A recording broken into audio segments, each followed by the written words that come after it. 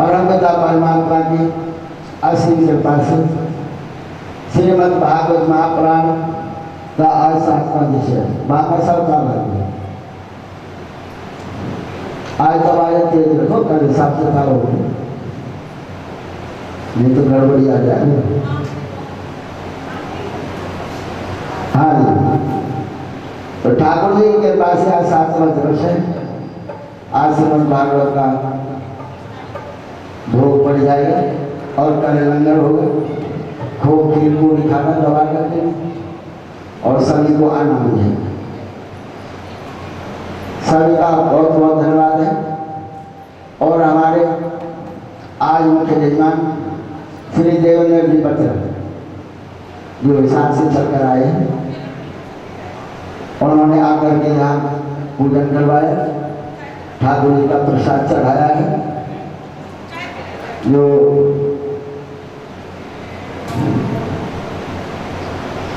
आ जाओ 1 मिनट आ जाओ, चाय करके पी लेंगे। तो ये राशि इन्होंने स्वीकार दी है, बहुत बहुत धन्यवाद इनका। और ठाकुर जी का प्रसाद भी उन्होंने चढ़ाया जो कल सबको खाने के लिए मिलेगा।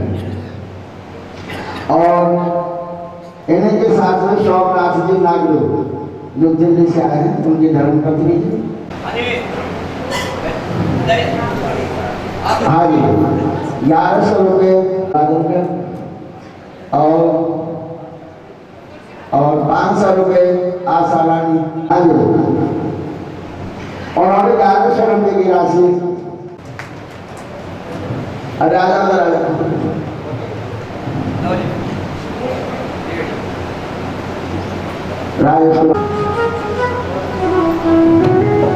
प्रधान जी से प्रार्थना है जो दरबार से प्रसाद देंगे।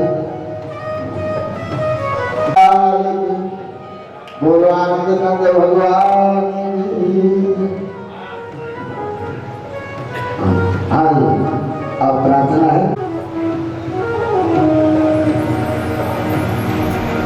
हरि ओम स्वस्ति श्री गणेशाय नमः।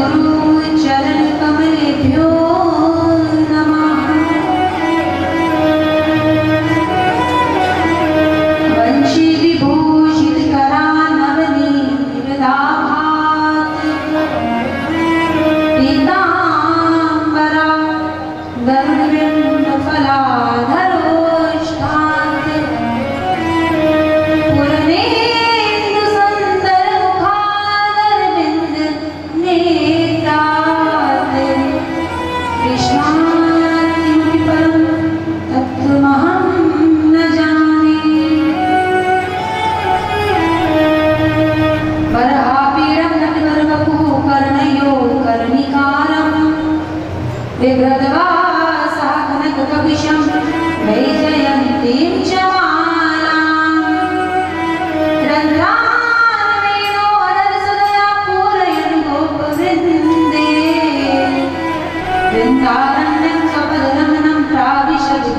कीर्ति राधा पराग चित पल्लव वल्लरी के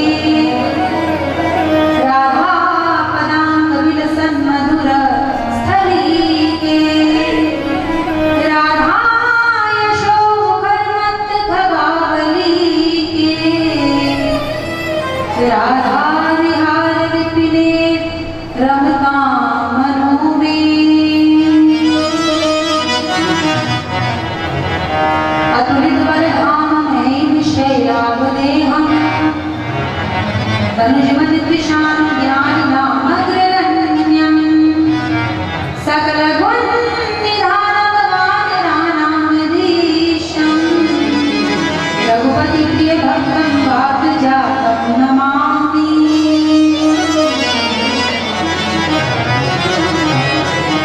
प्रहलाद नारद पराशर पुंडरीक व्यासाम्बरी शुक शौनक भीष्म दाल्भ्याम् ऋतुमान्दार्जुन वसिष्ठ विभीषणादि पुण्यनिमान् परं भागवतान् स्मरामि भक्त भक्ति भगवंत गुरु चतुर्नाम बपुए इनके पद वंदन किए नाशहि विघ्न अनेक अज्ञानतिमिरान्धस्य ज्ञानाञ्जन शलाकया चक्षुरुन्मीलितं येन तस्मै श्री गुरुवे नमः तस्मै श्री गुरुवे नमः तस्मै श्री गुरुवे नमः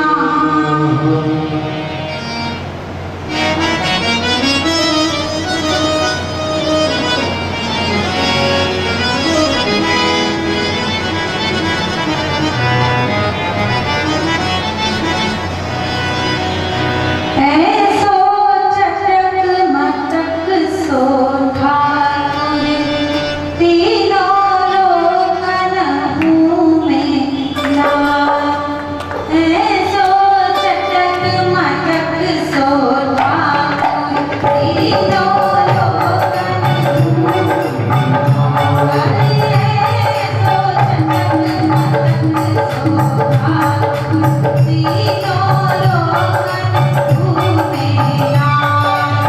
ऐसो चटक मटक सो ठाकुर तीनों लोकन घूमे लाल लोकन घूमे लाल तीनों लोकन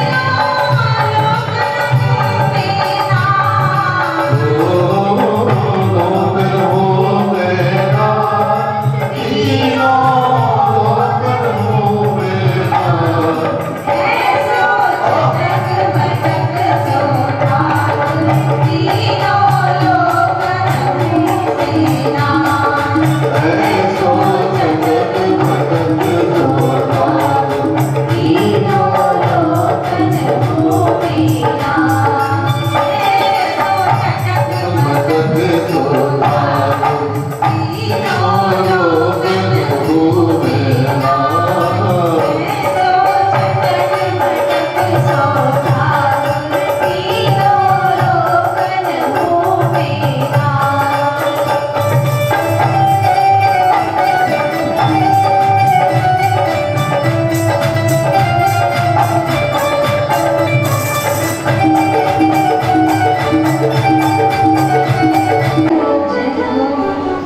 अनंत कोटि ब्रह्मांड नायक सच्चिदानंद विग्रह भगवान साक्षात स्वरूप भक्त वत्सल दीन वत्सल दीन बंधु दीनानाथ कृपा सिंधु कृपानाथ की अकारण बिना किसी कारण की कृपा के फल स्वरूप आज हम सब कथा के सप्तम दिवस और विश्राम दिवस की ओर प्रवेश कर रहे हैं।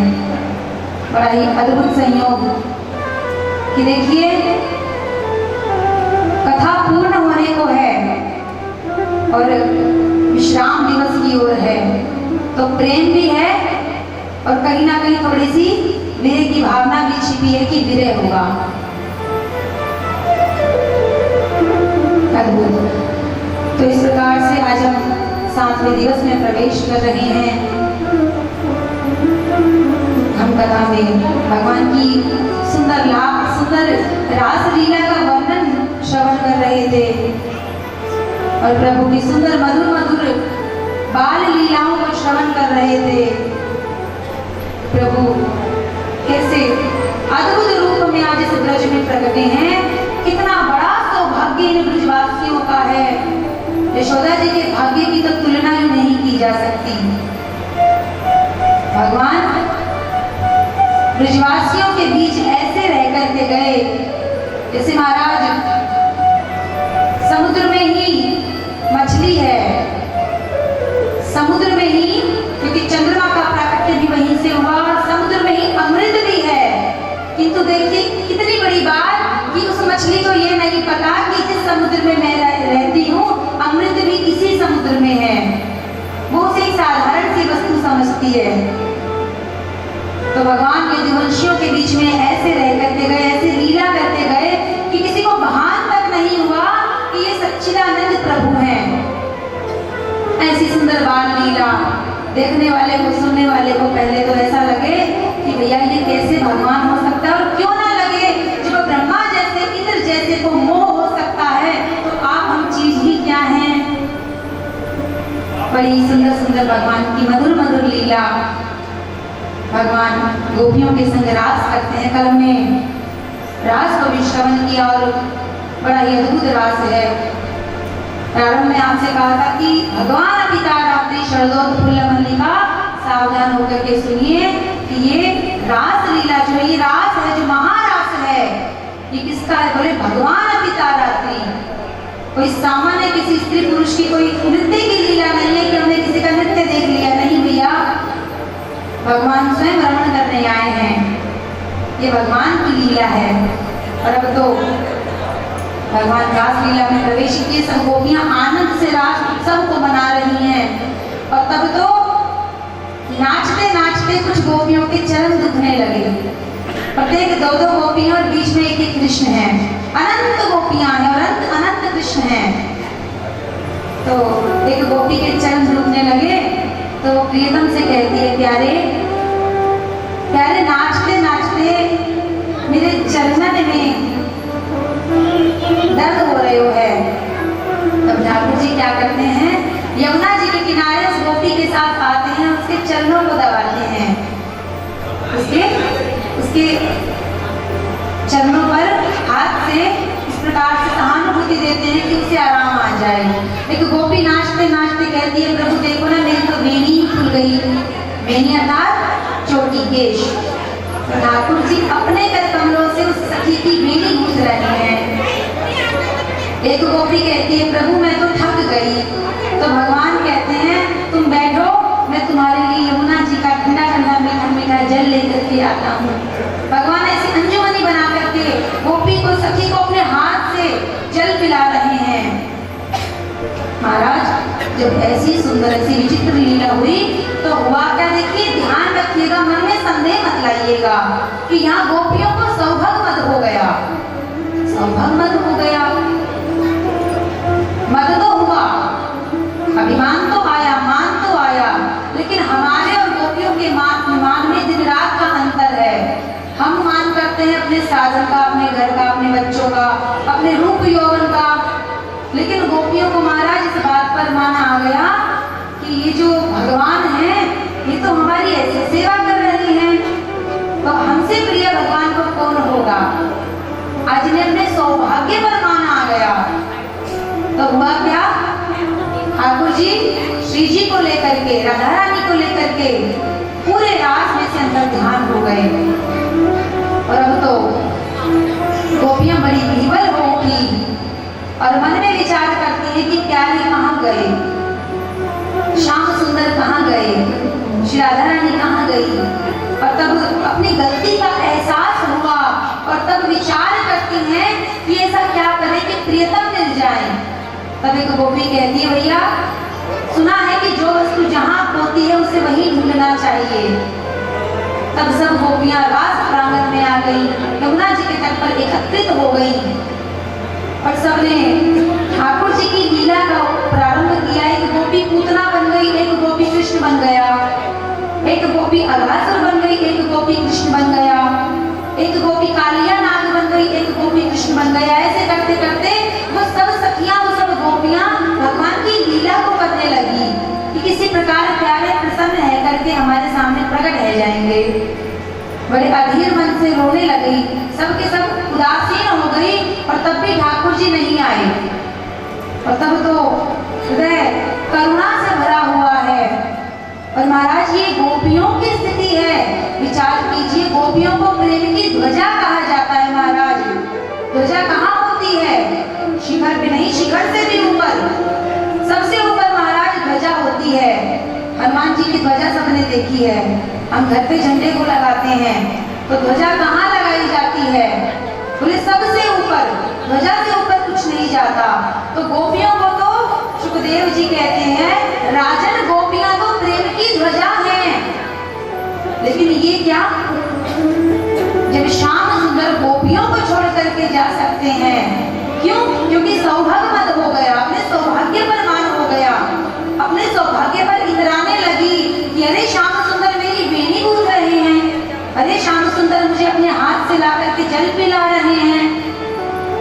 तो ये अधीर हो गई सबके सब। श्याम सुंदर सामने नहीं आए तो मन में बड़ा ही उदासीनता का भाव प्रकट हुआ और सब एक साथ एकत्र होकर अनंत अनंत गोपी जन है महाराज, सब एक साथ गोपी गीत का गायन करती हैं। जयति तेधिकं जन्मना द्विजा शयन्ति इंदिरा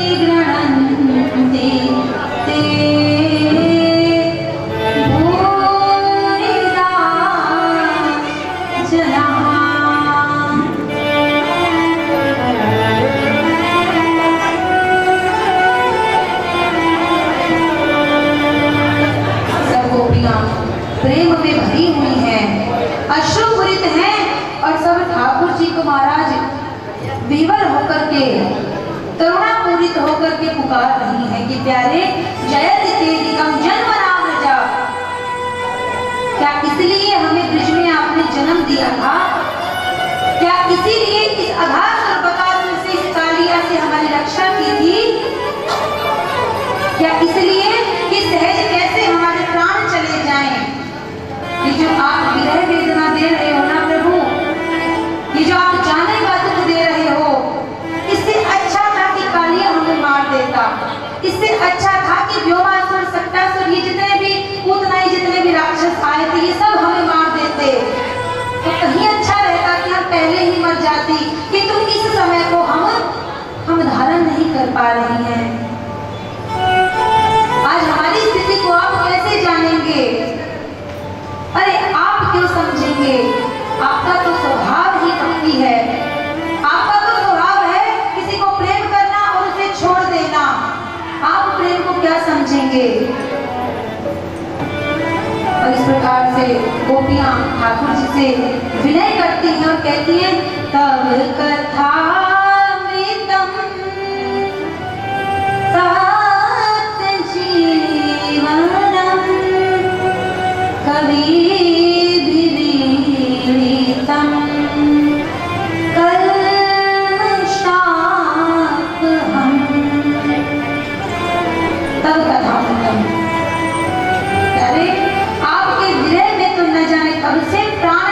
जाते महाराज दशरथ जी के राम राम कही राम कही राम राम कही राम 6 बार राम बोल करके दशरथ जी ने राम जी के वियोग में अपने प्राण दे दिए थे।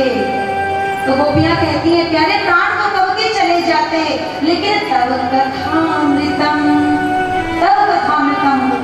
आपकी ये जो सुंदर सुंदर मधुर मधुर जो कथा है ना, आपके जो सुंदर सुंदर चरित्र हैं, जब हम इन्हें श्रवण करती है ना तो हमें आसरा हो जाता है, एक विश्वास हो जाता है कि प्यारे ऐसे नहीं हैं। तो हमसे कौन सा अपराध बना, हमारे अपराध को क्षमा कीजिए। और तब तो महाराज तासा माविर्भुच्छौरी स्नमान मुखाम्बुजा पीतांबर धरा स्रगवी साक्षान मनमथ मन मथा। तासा माविर्भुच्छौरी, तो यहाँ शुकदेव जी कहते हैं राजन तासा माविर्भुच्छौरी कैसे ठाकुर जी गोपियों के मध्य प्रकट हो गए। बोले रास बिहारी सरकार की जय। और महाराज कैसे प्रकट हुए, शुकदेव जी कहते हैं राजन कर दर्शन, ये सच्चिदानंद प्रभु है, प्रेम में बंधकर आज ये सकुचाते हुए लज्जाते हुए ये अपने पीताम्बर से अपने मुख को ढक करके लज्जित होते हुए गोपियों के आगे कैसे प्रकट हो रहे हैं। जैसे कोई कन्या हो, जैसे कोई दासा माविर्भुच्छौरी, जैसे कोई कन्या लज्जा कर रही हो, ऐसे अपने मुख को शर्माते हुए साक्षात मनमथ मन मथा। और ये है कौन, बोले ये कामदेव के मन, कामदेव का मन भी लजा जाए। महाराज कहते हैं कामदेव बड़ा सुंदर है, कामदेव बहुत ज्यादा सुंदर है और महाराज उसकी तुलना किसी से नहीं की जा सकती। लेकिन वो कामदेव भी आज ठाकुर जी को देख करके लजा रहा है, वो ठाकुर जी को देख करके ठाकुर जी पर मोहित हो रहा है कि भगवान कितने सुंदर हैं। और जैसे ही भगवान आए तो सब गोपियों ने अपनी चुनरी उतार करके बिछा दी। एक गोपी चुनरी से भगवान को हवा कर रही है, एक गोपी भगवान के पीताम्बर को सीधा कर रही है, कोई अंजलि में जल भर करके लाई यमुना जी का। अरे प्यारे प्यारे आप कहाँ चले गए थे, आप ऐसे निष्ठुर हो।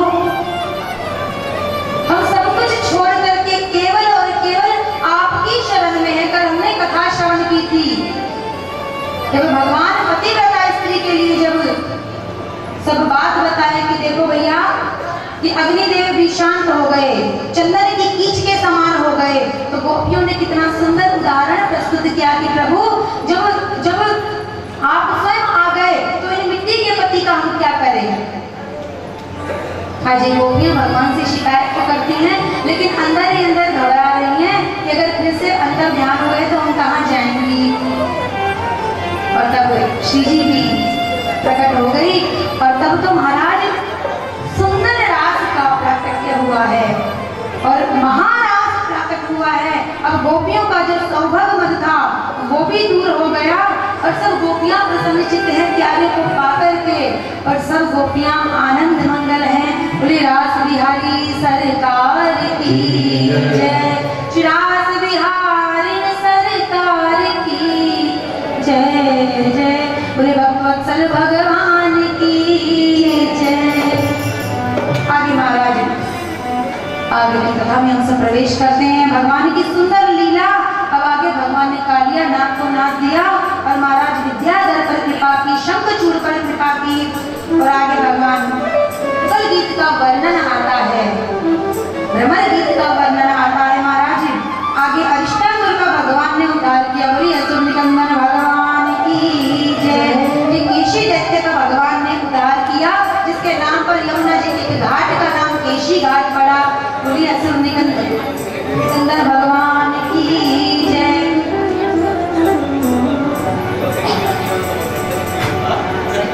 और अब तो महाराज भगवान ने व्योमासुर का उद्धार किया। जब सब राक्षसों का उद्धार किया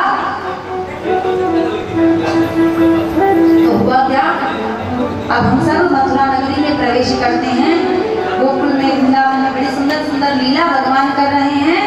अब ये महाराज मथुरा में क्या हुआ कि ये कंस तो निश्चिंत था अपने सब राक्षसों को भेज कर, और ये तो भूल ही गया था आकाशवाणी को कि तुम्हारा नारद जी इसके पास आए और आकर के बड़े प्रेम में भरकर बोलते हैं, भैया कंस, लगता है तुम आकाशवाणी की कही बात को भूल गए हो।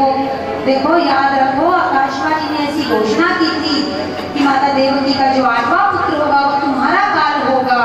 तो अब देखो, तुम ध्यान रखो कि ब्रिज में का जन्म हो चुका था। क्या तुम्हें इस बात का पता नहीं है? तुम इतने अभिज्ञ हो।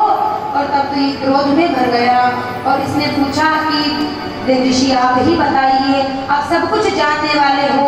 तब नारद जी बड़े मीठे बन गए और बड़े प्रेम से महाराज इसके ऊपर मक्खन का लेप करने लगे। कैसे लेप किया? अरे राजन कंस, तुम बड़े दयालु हो, देखो ये तुमसे बहुत भारी भूल हो जाएगी। तुम क्या सोचते हो तुम राजा बने रहोगे?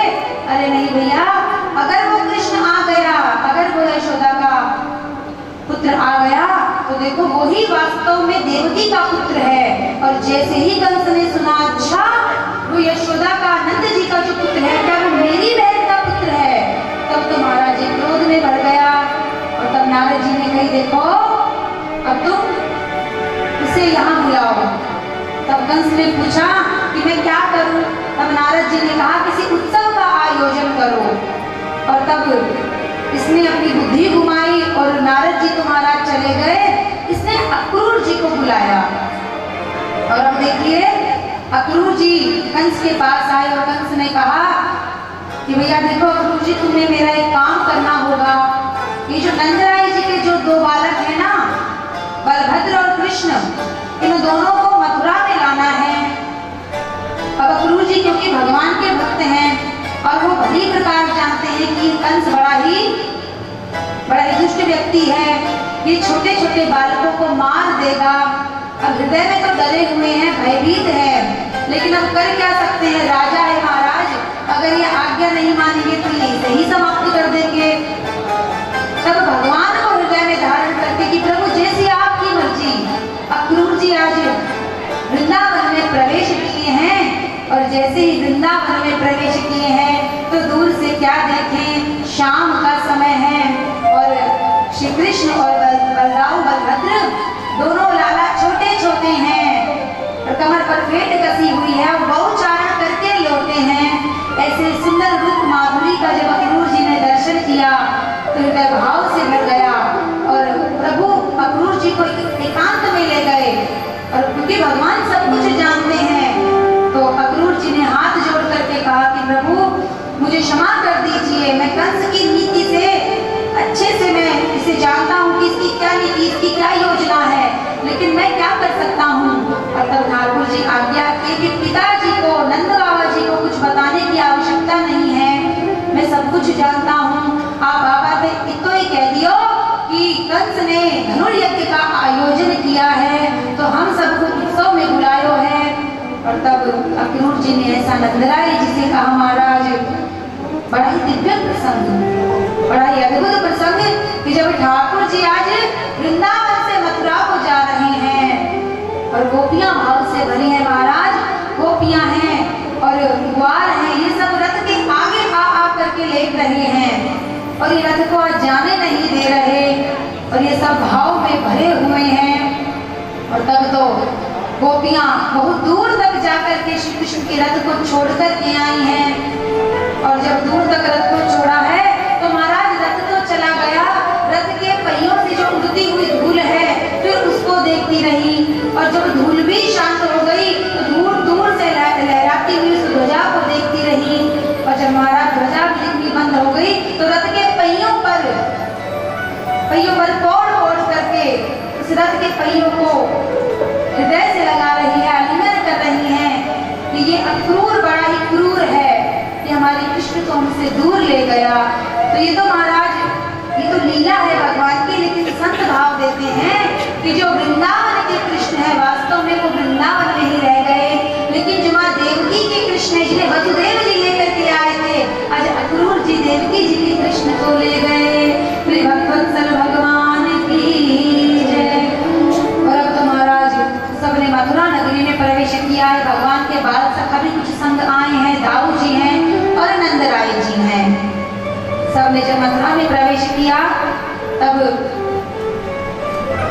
ठाकुर जी कहते हैं नंदराय से कि बाबा कंस मामा को सूचना भिजवा दो कि हम सब आ गए हैं। और तब अक्रूर जी के द्वारा सूचना भिजवाई गई और ठाकुर जी को सबको एक शिविर में रुकवाया गया। अब ठाकुर जी नंद बाबा से बोले, बाबा हमने कभी नगर को दर्शन नहीं करियो, नगर कैसे हो गए है। ठाकुर जी ब्रिज में रहे हैं महाराज, राम वृंदावन में गोकुल में रहे हैं। ठाकुर जी कहते हैं बाबा हम नगर को दर्शन करना चाहें। अब नंद बाबा कहते हैं लाला तो बड़ा उद्यमी है, देख अपने गांव की बात अलग थी, छोटो सो गांव है अपनो, लेकिन ये तो बहुत बड़ी नगरी है, मथुरापुरी है। यदि तुमने नेक तो भी उधर मचायो ना तो ये कंस के जो बड़े बड़े सैनिक है ना ये कोई पकड़ के ले जाएंगे, कारागृह में बंद कर देंगे। अब राव जी को जिम्मेदारी दी गई कि राव तुम बड़े हो और तुम जाकर के सब बालकन को इस सुंदर मथुरा नगरी का भ्रमण कराओ। और अब महाराज राव जी सब सखाओं को ठाकुर जी को लेकर के और मथुरा नगरी का दर्शन कराने के लिए चले। तो देखिए जिस समय त्रेता में राम जी और लखन जी जनकपुरी में गए थे तो उस समय प्रभु मर्यादा की लीला में थे। लक्ष्मण जी तो बड़ा गर्दन घुमा घुमा के ऊपर देख रहे थे जनकपुरियों को, मिथिला वासियों को, लेकिन राम जी मुख लटकाए धीरे धीरे चल रहे थे। मर्यादा में है प्रभु। और आज ठाकुर जी कृष्ण अवतार में आए हैं तो महाराज जितने भी ये मथुरावासी हैं ये सब के सब धाय धाम वास सब भागे। और महाराज कहते हैं ये सब ऐसे भागे आज प्रभु का दर्शन करने के लिए जैसे किसी निर्धन को धन प्राप्त हो गया हो। ये सब ऐसे भागे हैं प्रभु के सुंदर स्वरूप का दर्शन करने के लिए, क्योंकि सबने सबकी सब भगवान की लीला सुनी हुई थी कि प्रभु ने बड़े बड़े दैत्यों को मारा है। और महाराज जो भगवान की सुंदरता है वो तो तीनों लोकों में ही प्रसिद्ध थी। और अब ठाकुर जी और दाऊ जी जब सब चल रहे हैं तो सब मथुरावासी भगवान को देख देख करके हर्ष से भर रहे हैं। ठाकुर जी ऊपर मुख करके देखते हैं, गर्दन घुमा घुमा के देखते हैं तो जो मथुरा की जो स्त्रियां हैं वो क्या करती हैं, भगवान के गले में ऊपर से ही माला डाल रही हैं, पुष्प वृष्टि कर रही हैं, इत्र बरसा रही हैं। और ठाकुर जी बड़े ही प्रेम से भरे हैं। और अब तो महाराज ठाकुर जी के सखा क्या कहते हैं, यार कन्हैया देख तो सही ये मथुरावासी कितने सुंदर है, ये सब नगर में रहे, हम कहाँ से गांव के गवार आ गए। और देख देख सबके वस्त्र कितने सुंदर हैं और हमारे वस्त्र देख। यार कछु कर। जब ठाकुर जी से ऐसे बोले तो ठाकुर जी उन्हें एक महाराज धोबी के पास ले गए। और जैसे ही धोबी के पास लेकर के गए तो ठाकुर जी कहते हैं मामा राम राम। तो वो धोबी महाराज बड़ा ही अभिमानी था क्योंकि वो कंस का धोबी था, कंस के कपड़े उसके मंत्रियों के कपड़े धोता था। ठाकुर जी तो बड़े प्रेम में भर करके बोले, लेकिन ये तो बड़ा अभिमानी, तो ये अकड़ करके कहता है बोलो बोलो क्या काम है। तब ठाकुर जी बोलते हैं मामा ये सबने मेरे संग के सखाए, यहाँ को सुंदर सुंदर पोशाक दे दो। तब वो धोबी कहता है कि भैया ये तुमने ला करके रखी है पोशाक, जाओ यहाँ से भाग जाओ। और तब ये महाराज ये धोबी कौन है, ध्यान से सुनिए, ये वही त्रेता युग का धोबी है जिसने माँ जानकी पर लांछन लगाया था और तब प्रभु मर्यादा की लीला में थे और आज प्रभु कृष्ण लीला में है। तो ठाकुर जी से जैसे ही इसने अनबन शुरू की सोई ठाकुर जी ने इसको एक जोरदार तमाचा धरा, सो इसका गोविंदाय नमो नमः हो गया। बोले भक्तवत्सल भगवान की।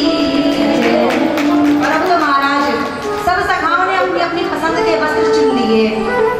और हुआ क्या, जिसने कुर्ता धारण किया उसे धोती की आवश्यकता नहीं, छोटे छोटे सखाए, और जिसने धोती पहन ली उसे कुर्ते की आवश्यकता नहीं। और तब सब कहते हैं अरे यार कन्हैया चल, पहले जैसे भी थे अपने नाम के तो वस्त्र थे, अब तो पूरे ही जोकर लग रहे हैं। तब ठाकुर जी कहते हैं चलो मेरे सब संग सबरे। और तब ठाकुर जी सबको लेकर के महाराज कहाँ आए हैं, भगवान का एक भक्त था जो दर्जी था, तो भगवान सबको उस दर्जी के पास लाए और तब से बोले कि भैया सबके इसके वस्त्र नाप के बना दो। तो उसने बड़े प्रेम से भगवान का पूजन किया पहले तो, और सबके बड़े ये सुंदर फिटिंग के कपड़े कर दिए बिल्कुल नाप के, और सारे के सारे ब्रजवासी बालक बड़े सुंदर दिख रहे हैं। और अब सब महाराज सबके सब कहते हैं कन्हैया वस्त्र तो बढ़िया है गए, लेकिन तू अच्छी तरह जाने कि ब्रजवासी को कहाँ श्रृंगार होवे। महाराज ब्रजवासी को श्रृंगार का है आप सबको पता है। देखिए सुंदर बगलबंदी, सुंदर धोती, और महाराज सुंदर गले में पुष्प की माला। तो महाराज सब सखा कहती हैं कन्हैया जब तक गले में सुंदर पुष्प की माला ना आएगी ना तब तक श्रृंगार होना है बोले को। और तब ठाकुर जी के एक बड़ा ही प्रिय भक्त महाराज माली है, तो ठाकुर जी वहाँ लेकर के गए सबको। उसने भी बड़े भाव से ठाकुर जी का स्वागत किया, और सब के सब जितने भी सखाएं सबको सुंदर माला पहनाई। अब देखिए वृंदावन में माला पहनने की प्रथा देखिए, ब्रजवासी कैसे ठाकुर जी को माला पहनाते हैं। अब महाराज मंदिर में प्रवेश किया, बड़ी भारी भीड़, और दूर से ही बोले वृंदावन बिहारी लाल की जय, और ऐसे माला को पकड़ के बोले वृंदावन बिहारी लाल की जय। तो महाराज ये ब्रजवासी है, ये कुछ भी कर सकते हैं, और सुंदर पुष्पों से श्रृंगार। और तब सखा कहे कन्हैया कछु कछु थापक थप्पा गल थप्पा चंदन भी लग जातो तो और आनंद आ जातो। और तब तो महाराज आगे मार्ग में जाते हुए भगवान को पूजा दिखी है, वृंदावन बिहारी लाल की जय। और महाराज ये पूजा लेकर के क्या जा रही है, सब सखा देख रहे हैं कि ये पूजा हाथ में चंदन लिए जा रही है। और ये करती क्या है महाराज जी, कंस को चंदन लगाती है। तब ठाकुर जी ने बड़े प्रेम से हरी सुंदरी जू हरी सहेंद्री बड़ी मीठे से आवाज लगा करके आज इस कुब्जा को पुकारा है। महाराज ये कुब्जा भी 3 स्थान से टेढ़ी है, और जैसे ठाकुर जी ने इसे कहा सुंदरी जू, अब सुनते ही महाराज इसके तो कान खड़े हो गए। आज तक किसी ने इसे इसके असली नाम से भी नहीं पुकारा था, सब इसे कुबड़ी कह करके पुकारते थे। लेकिन जब ठाकुर जी ने कहा अरे सुंदरी जू, तो ये तो बड़े भाव में भर गई, और ये ठाकुर जी में बलिहार गई। और ये आप ही कहती है कि अब तक मैंने पूरा जीवन कंस को तिलक लगाया, लेकिन आज प्यारे मैं आपको तिलक लगा करके अपने जीवन को सफल बनाऊंगी। और तब इसने किया क्या महाराज, इसने बड़ी सुंदर विधि से ठाकुर जी के मस्तक पर तिलक लगाया, ठाकुर जी के कपोलों पर भी तिलक लगाया, और सब सखाओं को भी तिलक लगाया। अब क्या हुआ, ये कौन है महाराज, ये पूर्व जन्म की शूर्पणखा है। पहले ये भगवान के पास आई थी, और भगवान की रूप माधुरी को देख करके बड़ी प्रसन्न हो गई थी, और इसने भगवान को आवेदन किया था कि मुझसे विवाह करो। लेकिन इस तक भगवान ने इसके नाक कान काट दिए थे, और आज यही कुबड़ी बन करके आई है। तो भगवान ने इसके ऊपर कृपा की। क्या कृपा की, भगवान कहते थे कि बिहारी जी का ये स्वभाव है, भगवान का ये स्वभाव है। ठाकुर जी कहते हैं भैया टेढ़ो तो मैं ही बहुत हूँ, त्रिभंग ललित। अभी अभी हमने भजन में भी श्रवण किया, 3 ठोर से टेढ़ो दिखे। तो ठाकुर जी त्रिभंग ललित हैं, तो भगवान कहते हैं सावधान भैया, टेढ़ा तो मैं ही बहुत हूँ। यदि मेरे पास आना है तो सीधे बन करके आओ, सच्चे बन करके आओ। और तब भगवान ने इसके पैर पर पैर रखा, इसकी भुजा में अपनी भुजा को भर लिया, और एक हाथ से इसकी चिबुक को पकड़ा है, और एक हाथ से महाराज इसे पकड़ा है, और एक जोरदार झटका दिया। और महाराज झटका देते ही ये तो सुंदर स्त्री बन गई, ये तो अप्सरा की तरह दिखने लगी, इसके वस्त्र सुंदर हो गए, इसकी रूप माधुरी सुंदर हो गई, ये तो बड़ी ही आकर्षित दिखने लगी, और ये भगवान के चरणों में गिर गई। बोले वृंदावन बिहारी लाल की जय। तो इस प्रकार से ठाकुर जी सब सखाओं के साथ सुंदर मथुरा नगरी का भ्रमण कर रहे हैं, और सखाओं को भी प्रसन्नता दे रहे हैं। अब महाराज आगे बढ़े, भगवान तो यज्ञशाला में बड़ा भारी धनुष रखा हुआ था और वहां जाकर के भगवान दाऊ जी के संग प्रवेश किए और वहां जाकर के उस भारी से धनुष को भगवान ने एक हाथ से उठाया और उस धनुष को तोड़ दिया और महाराज बड़ी भारी गर्जना हुई।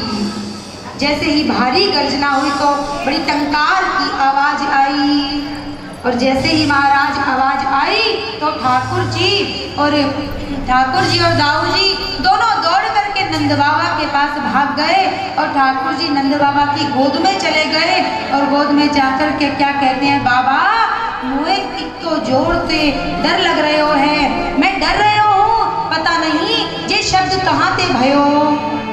ठाकुर जी स्वयं ही धनुष को तोड़े और लीला में है तो जाकर के बालपन की लीला भी कर दी और तब नंद जी ने ठाकुर जी को बड़े ही प्रेम से वात्सल्य कियो है और महाराज सब विश्राम को पा गए और अगला दिन प्रारंभ हुआ।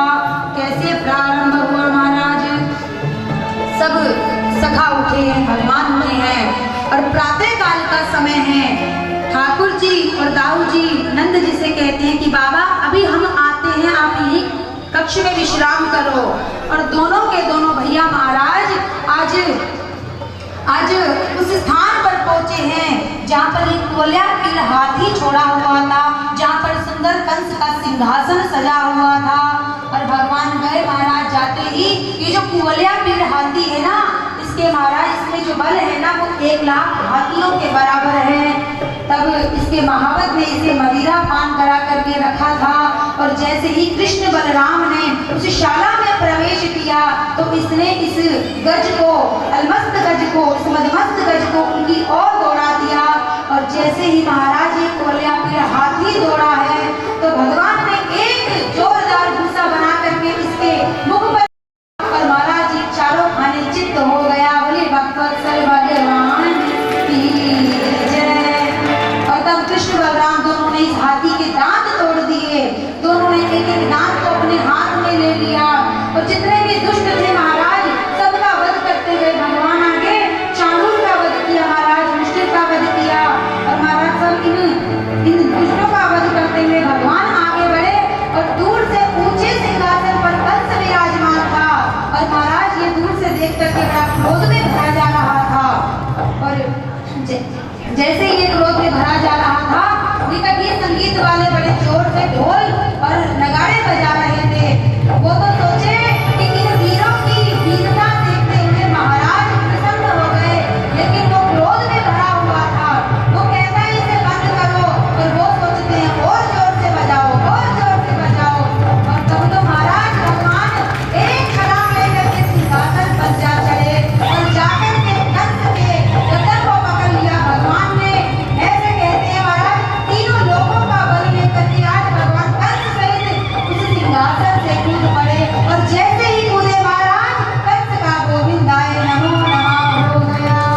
बोले सिकंदर भगवान की जय, बोले भक्तवत्सल भगवान की, बोले कंसवर्धन भगवान की जय। महाराज जैसे ही कंस का महाराज भगवान ने अंत किया तो इसके जितने भी सैनिक थे, इसके जितने भी सगे संबंधी थे सब भगवान से युद्ध करने को आए और एक एक करके श्री कृष्ण ने और श्री बलभद्र ने सबको परास्त कर दिया, सबका अंत कर दिया। और जैसे ही महाराज सबका अंत कर दिया तो चारों ओर शांति हो गई और बोले वृंदावन बिहारी लाल की जय, श्री कृष्णचंद्र भगवान की जय, श्री बलदाऊ भगवान की जय हो।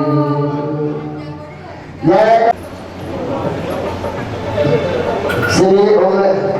चलो टाइम से दे दो, कोई बात नहीं। हाँ जी, डॉक्टर साहब ने 3100 रुपये की राशि इस यज्ञ में दी। हाँ जी, फोटो वाला भाई देख रहा है, फोटो नहीं आए तो पैसा नहीं मिलेंगे, तो सीधी सी बात है। क्या करें, आज हमारी रक्षा करने के लिए आए और अमर सिंह प्रसाद बोलेंगे। हाँ जी, श्री सुरेश कुमार जी कट्टर उनके जन्म पत्र में आई हुई है, उनसे प्रार्थना है कि वो भी आएंगे और उनसे श्रीलंका रानी जी गखर और उनके पुत्र वधू पूजा जी, उनके पुत्र वधू पूजा जी आज उनकी सालगिरह है। अंग्रेजी में क्या कहते हैं? कह देना किसको कहना। और पवन कुमार जी अरोड़ा उनकी धर्म पत्नी और पुत्र आए हुए हैं, उनसे प्रार्थना है। पवन कुमार जी अरोड़ा से चल करके आए हुए यहाँ पर, उनसे प्रार्थना है कि वो भी साध्वी जी का सम्मान करेंगे और उन्होंने 2100 रुपये इस यज्ञ में दिए हैं। बहुत बहुत धन्यवाद।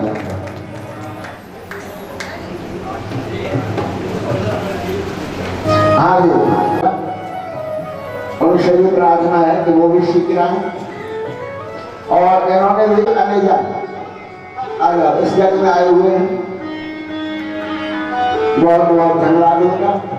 और उन्होंने 1100 रुपये इस यज्ञ में दिए हैं, बिरला जी के हिसाब से आए हुए हैं, तो उनसे भी प्रार्थना है वो भी सीख रही साध्वी जी का सम्मान करेंगे। लेने भी गए थे साध्वी जी को, ये भी 500 रुपये दे रहे। बहुत बहुत धन्यवाद। ये ले जा रहे, ये भी लगे आराम से करने चाहती हूँ। अच्छी बात है। बोलो लाल लाल की, बोलो आनंद कंद भगवान की। आइए दुर्गा जी आ गए, नहीं आ रहे, चलो बाद में ले लेना। बोलो आनंद कंद भगवान की जय। जय श्री राधे, जय जय श्री राधे, जय जय श्री। हाँ जी, श्री विजयदत्त कुमार जी सांवरिया, श्री विजयदत्त कुमार जी सांवरिया।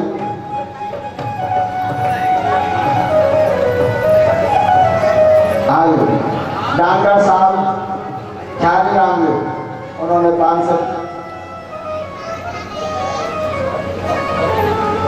कुमार जी संजूजा, इन्होंने इस यज्ञ में दिए। हाँ, डॉक्टर श्री ख्याली राम जी। हाँ जी, श्री संजय कुमार जी कोकली, उनकी धर्म पत्नी सोनिया कोकली। नाम कहीं पर भी हो।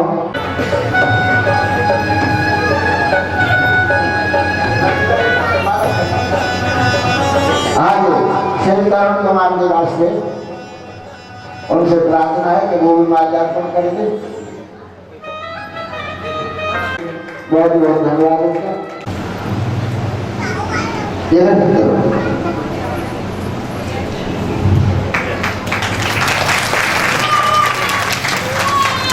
तो मैं साध्वी जी से प्रार्थना करता हूँ कि वो ही अपनी अमृत वर्षा सभी इंतजार में बैठे और वो कराएंगे।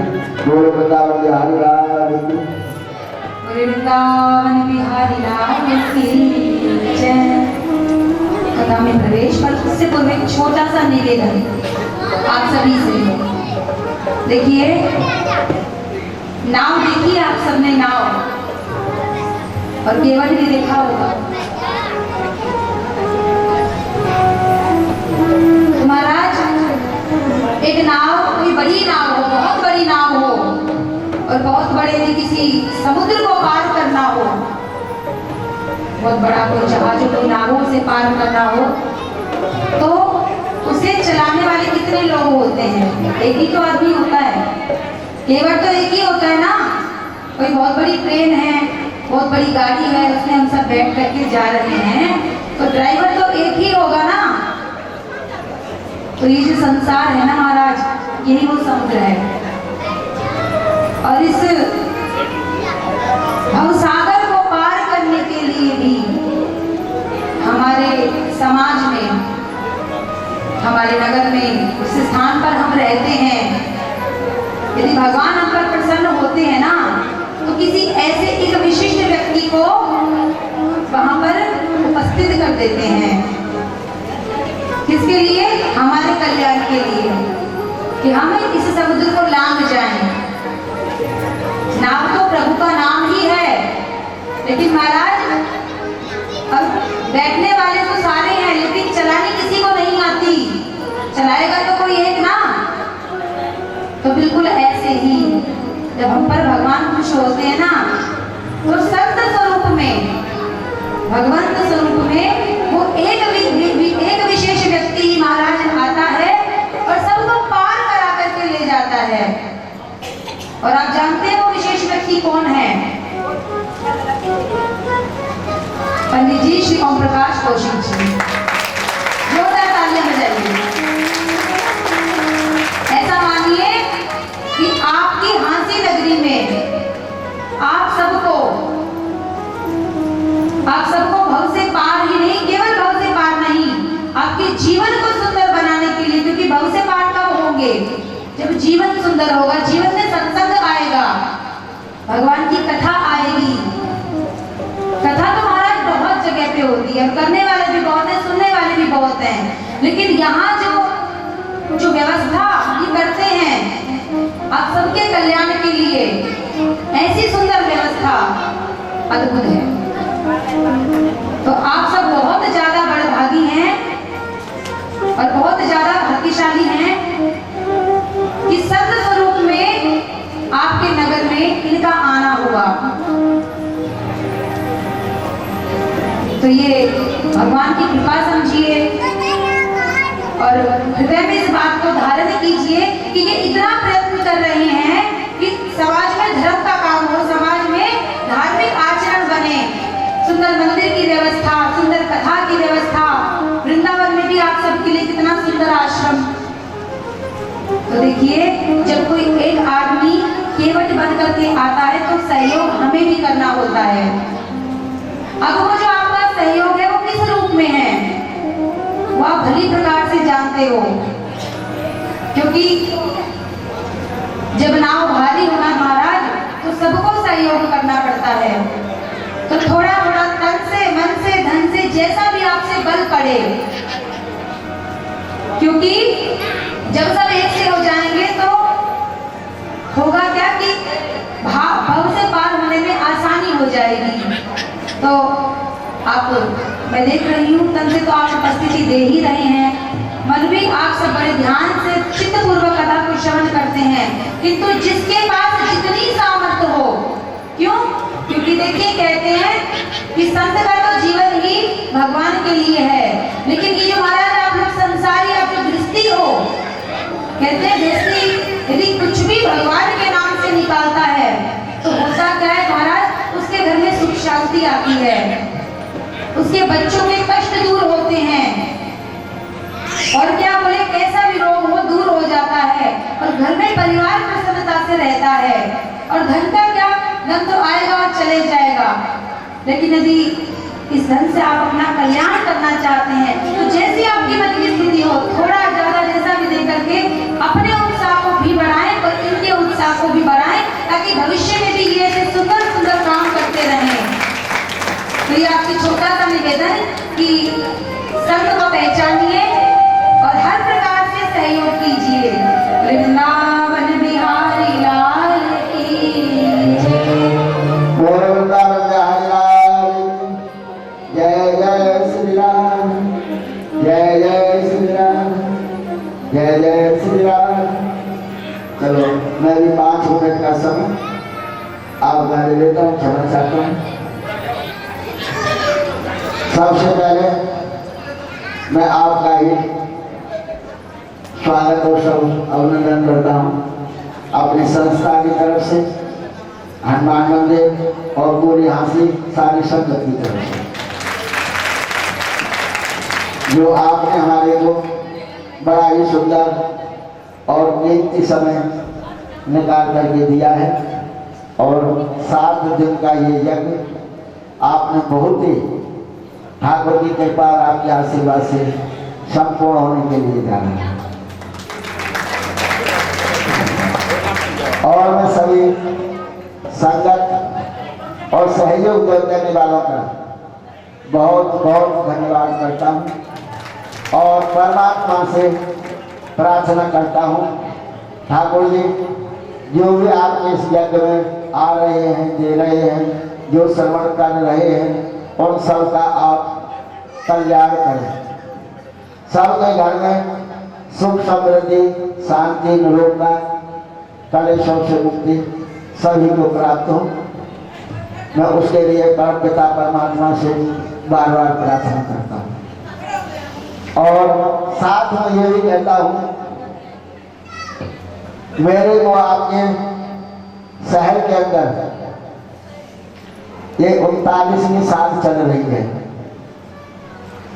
जिस मंदिर में हम बैठे थे ये छोटा सा मंदिर था और धमीजों ने इसकी नींव लगाई थी इस मंदिर की। अमरनाथ जी दबीका थे तो अब चले गए, भगवान को प्यारे हुए। बड़ा ही उन्होंने मेहनत करके नहीं इस मंदिर का निर्माण कराया और इसमें 40 साल बैठकर हमने अपना पेट भरा, ठाकुर जी की पूजा करी और वहीं से ये सब कुछ हमने सीखा और कमाया। मैं सभी से यही प्रार्थना करता हूँ अगर मेरे से कोई भी गलती है तो उसे आप लोग माफ करेंगे बात। और मैं ये भी बताता हूँ कि जो हमारे हनुमान जी हैं गोल कोठी में विराजमान हैं, जितने उनके सत्य और कार्य की प्रामुख्यता मैंने देखी है वो सब आप सब लोगों के सामने है। ये कोई छुपा हुआ नहीं आपसे। अगर उनकी महिमा ना होती, आप मान नहीं रहे, भटक रहे हैं, इधर उधर भाग रहे हैं और जितना आप भाग रहे हैं उतना ही आप लोग दुखी भी हो रहे हैं। निश्चित देख लेना, मेरी बात को अजमा करिए। जिन्होंने हनुमान जी को अपने गोल कोठी वालों को कह रहा हूँ उनको छोड़ा है ना, एक बड़ी अच्छी सी बात याद आई मेरे को। एक जनानी अपने घरवाले के संग में आई, एक दर्जन केला लेकर के। क्या लेकर के आई? केला लेकर के। और मैं बाहर बैठा था, मेरे को कहने लगी भैया मेरे केला चढ़वा दो। मैंने कहा तू चढ़ा दे, खा लेंगे हनुमान जी तेरे नाम तेरा से, तू तो बड़ी भक्त है।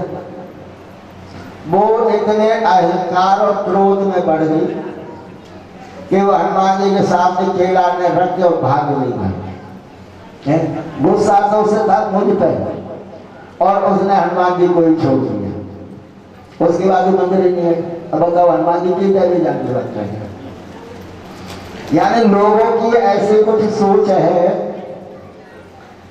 कि बात कुछ हो या ना हो, कोई कहानी हो या ना हो, अगर पंडित जी से कोई बात है तो मंदिर ही छोड़ देते हैं। बात पंडित जी की है, मंदिर की नहीं, भगवान की नहीं। फिर भटकना शुरू हो जाता है। और मैंने ये आजमा करके देखा है और आप भी कभी सोचना, अपनी चिट्ठी में लिख करके देखना, जिन्होंने गोल कोठी हनुमान जी का सहारा लिया है वो लोग आज तक आबाद हैं और जिन्होंने उनका त्याग किया है वो आज तक और अब भी दुखी है। नोट कर लेना मेरी बात को, इसको आप।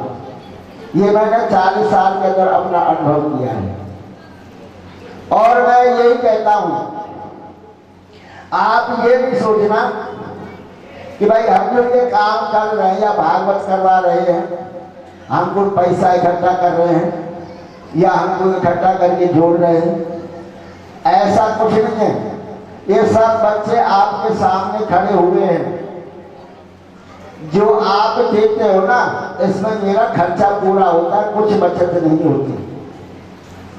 आपको माइक में पैसे बोलते दिखते हैं, आप समझते हो पता नहीं कितना इकट्ठा कर लिया पंडित जी, आपको खर्चा नहीं दिखता। अब ये लगा लो साहब जी को लाने ले जाने का 13,000 का खर्चा तो वैसा ही है। अब आपको पता 13,000 कितने हुए, तो 11,000 से दे तो 15 दिन तो उसी में लग गए, केवल गाड़ी भाड़े में लगे 15। अब 1100 वो 15 आदमियों के सोचते तो आपने देखे हल्ला मछलियां भाई बड़े 11 सवाल। अब ये नहीं देखा कि पंडित जी ने इकट्ठे 3,000 दे दिए, वो आपको दिखाई नहीं दिए, क्यों हल्ला मचा देते इस बात में। तो मैं इस बात के लिए आप सभी से क्षमा चाहता हूं। इस बात को आप मेरा शौक समझो, चाहे मेरी भक्ति समझो, चाहे मेरा भाव समझो, या मेरी समाज सेवा समझो, पर इसी बहाने से सब चेहरों के दर्शन हो जाते हैं, सब लोग हमारे को मिल जाते हैं एक दूसरे से। इसी बहाने से हम भी घर घर जा करके नहीं अपना सबको कार्ड दियाते, राम राम श्याम श्याम कराते। अब बगैर बहाने के कौन आदमी कहाँ जाएगा, कैसे जाएगा, किस किस को मिलेगा। तो ये आप जो भी समझना चाहो वो समझो, पर बाकी मैं ये कोई स्वार्थ के अंदर या किसी लोभ लालच के अंदर ये काम नहीं कर रहा हूँ। केवल यही सोच के करता हूँ कि ठाकुर जी की सेवा में मेरा महीना 1.5 महीना अच्छा निकल जाता है, कार चलवाने, जजमान बनाने, फिर घर घर जाकर के बांटने, राधे राधे बोलना, फिर 7-8 दिन जो भी है उसको संभालना। और इसके बीच में अगर कोई भी गलती होती है किसी मेरे से, तो उसे आप सब लोग क्षमा करेंगे। और कुछ आज 1100 रुपये तरुण कुमार जी ने बचाए इसलिए मैं दे रहे, और 1100 रुपये मनोज कुमार जी धमीजा, 1100 महेश जी रखेगा, और 1100 रुपये महेश जी वास्ती। और आज का प्रसाद जो आपको मिलेगा, कैसा प्रसाद पसंद करते हो, मीठा या कड़वा, बताओ। अरे नमकीन प्रसाद लोगे या मीठा लोगे?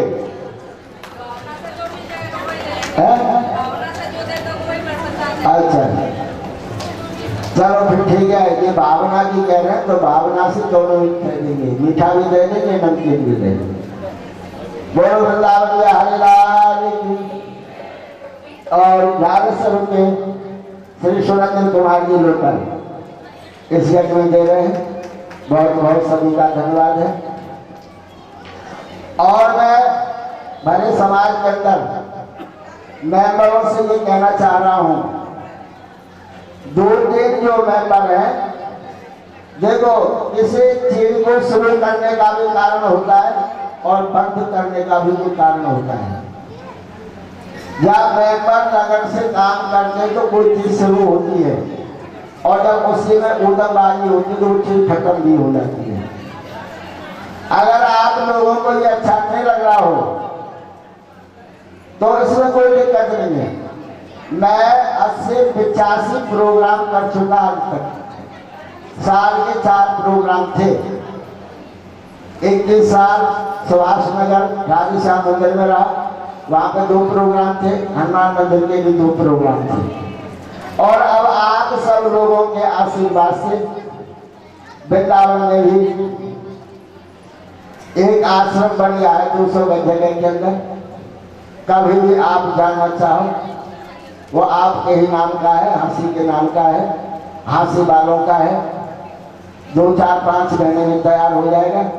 जब भी आपको जानना चाहो तो आपको सारे प्रकार से रहने करने की व्यवस्था मिलेगी। बोलो वृंदावन बिहारी लाल।